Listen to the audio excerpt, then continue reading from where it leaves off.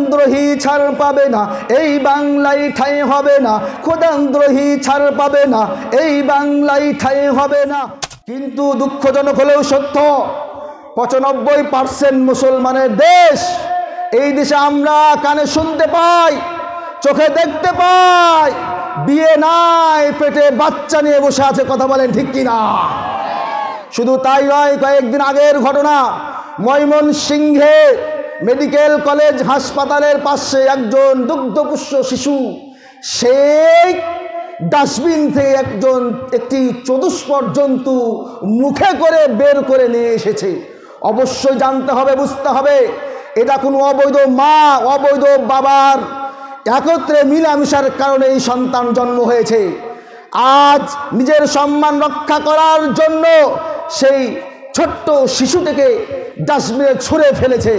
কাল কিয়ামতের ময়দানে ওই শিশুর কাঠগড়ে দাঁড়িয়ে বলবে, আমার কি অপরাধ ছিল, আমার কি অপরাধ ছিল, আমার উপর এত নির্বিচার করা হলো, আমার উপর জুলুম অত্যাচার করা হলো, আমাকে ডাস্টবিনে ফেলা হলো। সেই কাঠগড়া দাঁড়াবে কি দাঁড়াবে না? এগুলির মূল কারণ কি? এগুলির মূল কারণ হচ্ছে আজকে আমরা কোরআন থেকে দূরে সরে গিয়েছি। কথা বলেন ঠিক কিনা?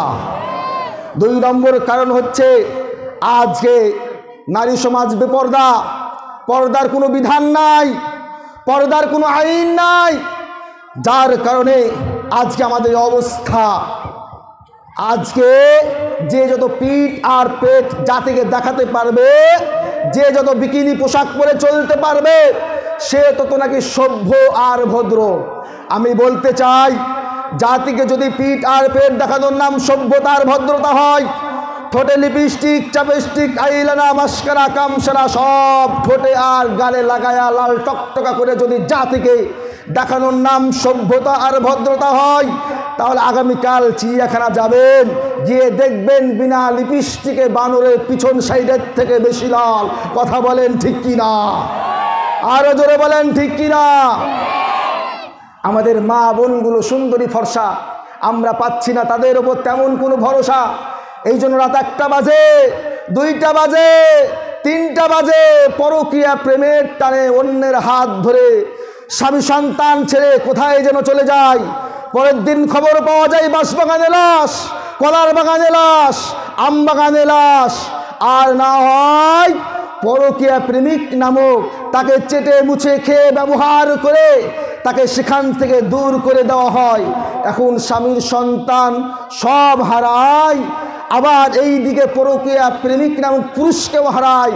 2 কুল হারায়া পথে বসে যায়, শেষ পর্যন্ত আত্মহত্যার পথ তাকে বেছে নিতে হয়। কথা বলেন ঠিক কিনা? এই জন্য বলি, নারী জাতির ফ্যাশন এখন ডিজিটাল পোশাক পরা, ওরে চাওয়া তাদের পাখি জামা আবার কিরণমালা। আরে কিরণমালা, কটকটি মালা আমার যুবতী বোনের জীবন পর্যন্ত খেয়েছে। কথা বলেন ঠিক কিনা?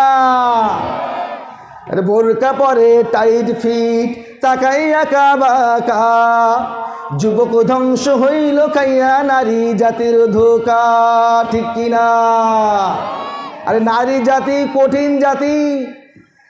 বিশ্বনবী বলেন, ফাত্তাকুদ দুনিয়া ওয়াত্তাকুন নিসা, তোমরা 2 জিনিসকে ভয় করো, একটা হচ্ছে দুনিয়া, একটা হচ্ছে মহিলা। যে এই 2 জিনিসকে ভয় করতে পারবে যারা, জান্নাতে চলে যাবে তারা। কথা বলেন ঠিক কিনা? কথা বলেন ঠিক কিনা?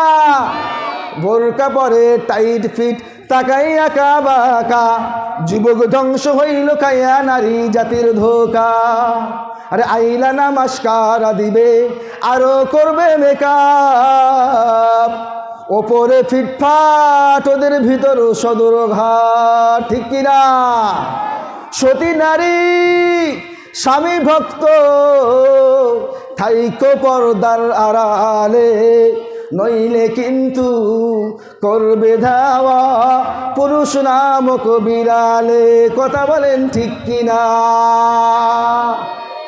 এই জন্য বলতে চাই আমি, যতদিন পর্যন্ত পর্দার বিধান, পর্দার আইন চালু না করা হবে, ততদিন পর্যন্ত র্যাব দিয়ে, আর্মি দিয়ে, সেনাবাহিনী দিয়ে, বিজিবি দিয়ে দেশ থেকে সমাজ থেকে ইফটিজিং বন্ধ করা সম্ভব হবে না, হবে না, হবে না। কথা বলেন ঠিক কিনা? আজকে পর্দার বিধান, পর্দার আইন চালু করবে তো দূরের কথা, আজকে আমরা শুনতে পাই, কানে দেখতে পাই, কানে শুনতে পাই, চোখে দেখতে পাই, স্কুল, হাই স্কুল, কলেজ, ভার্সিটিতে আমার মা বোনেরা পর্দা করে যদি সেখানে যায়, তাহলে তাকে পর্দা করার অপরাধে লাঞ্ছিত, অপমানিত, অপদস্থ করে সেখান থেকে বের করে দেওয়া হয়। কথা বলেন ঠিক কিনা? শুধু তাই নয়, আপনারা সকলেই জানেন কিছুদিন আগে সেই মহাদেবপুরের ঘটনা। আমার বোন বোরকা পরে পর্দা করে স্কুলে যাওয়ার কারণে সেই শিক্ষক তাকে বোরকা পরার অপরাধে লাঠি দিয়ে পিটিয়ে রক্তাক্ত করে ফেলেছে। আমরা বলতে চাই, নারীরা পর্দা করবে, এটা তাদের দেশীয় অধিকার। নারীরা পর্দা করবে, এটা তাদের শরীয়ী অধিকার।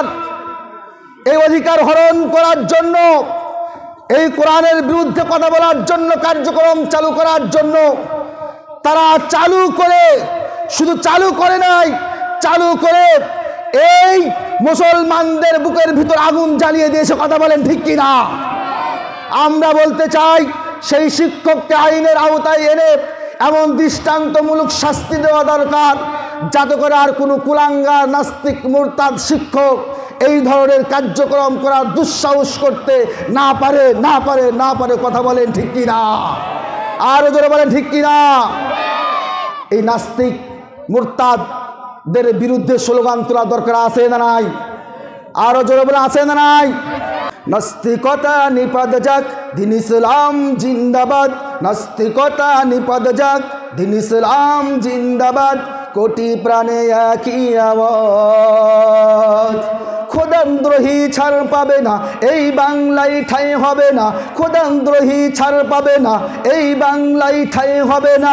মুসলমানরা জেগেছে আজ।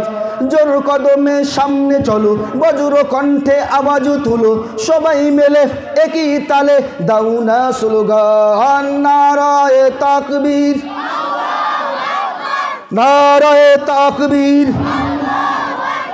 দিন ইসলাম, দিন ইসলাম কায়েম হোক, কায়েম হোক। ইসলামেরই জন্য দেশের হয়েছে জন্ম। কথা বলেন ঠিক কিনা?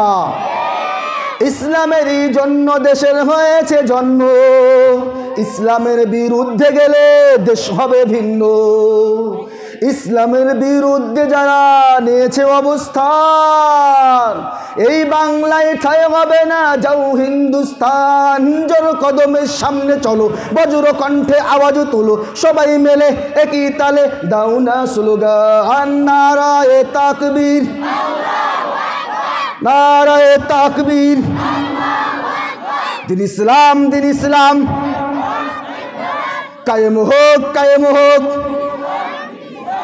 মুসলমানের এই দেশেতে নাস্তিকদের ঠাঁই নাই, ঠিক কিনা?